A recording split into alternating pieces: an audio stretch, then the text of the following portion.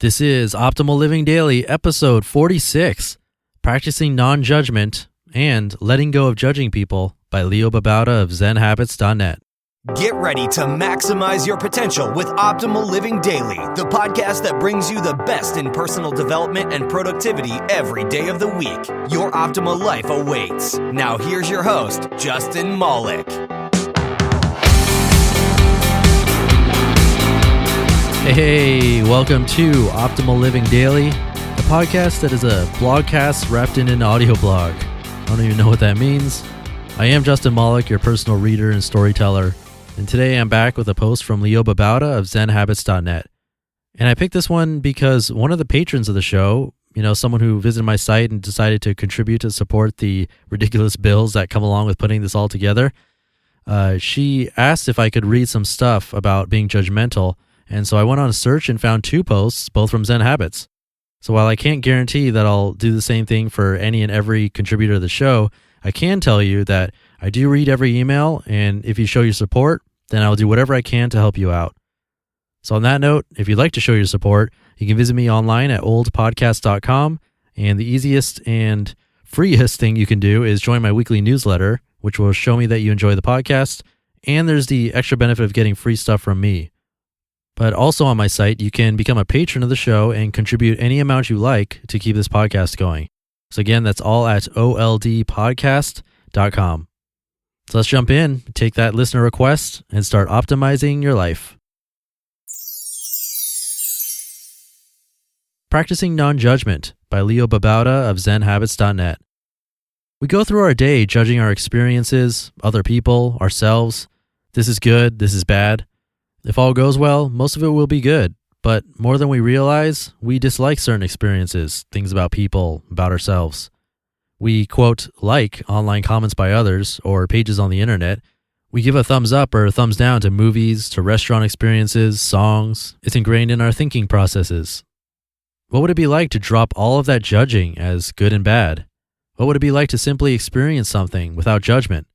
Try it now. Sit here in this moment and don't think about whether it is good or bad. Just observe the sensations of the moment. Don't think about those sensations, just experience them. These sensations are just phenomena in the world, happening without any good or bad intention, just happening. They aren't happening to us, nor are they for us. They just happen without thinking about us as the center of the universe.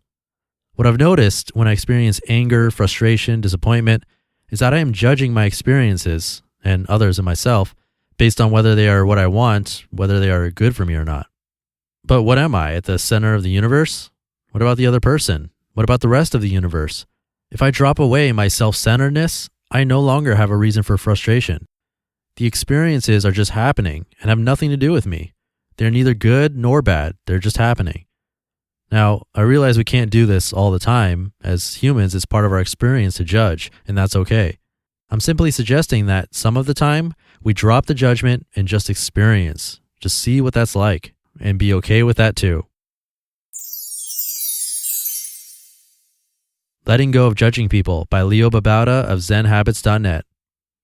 One of the best changes I've made to help me be happier is learning to see judging other people as a red flag. Now, I'm not going to pretend I don't ever judge other people. I think it's either a built-in method all humans have, or something we develop because of built-in methods. We all judge people, and I'm not an exception. But I've gotten better at noticing when it happens, and recognizing that it's a sign of something harmful. The judging itself isn't bad.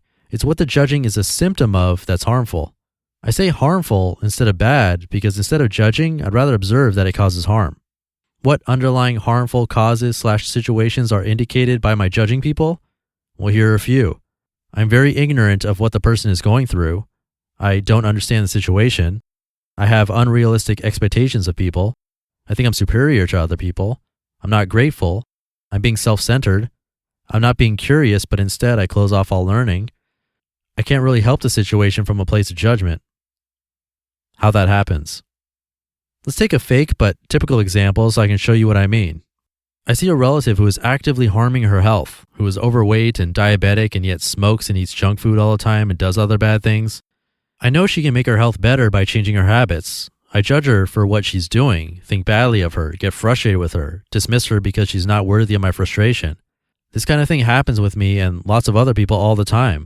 Just change the details to spouse, coworker, kid, friend, and instead of unhealthy things, they're doing something else you don't like. What's going on in this example? Well, first, I'm ignorant of what she's going through, and I don't understand the situation. She's been depressed because of her health problems, feeling guilty, feeling stuck, feeling scared, untrusting of herself. Because of these bad feelings, she doesn't like to think about health and makes herself feel better through smoking and comfort food. She's just trying to be happy. And in fact, I do the same kinds of things all the time. I fail. I feel bad. I comfort myself. So I'm not superior, even if I think I am. What's more, I'm not being grateful for the great person she is despite her health problems. She's wonderful. By focusing on judging her, I'm not appreciating that.